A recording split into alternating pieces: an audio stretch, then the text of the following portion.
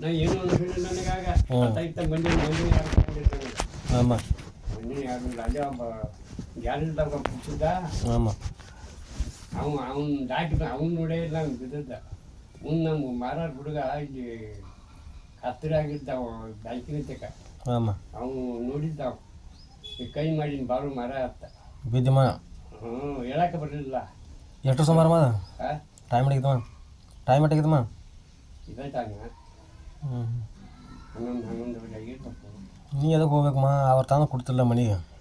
ಏನು ರೊಕ್ಕನ ಹ್ಞೂ ರೊಕ್ಕ ಹಂಗೆ ತಂದಿರ್ತಾರೆ ಅವ್ರು ಕೈಯಾಗ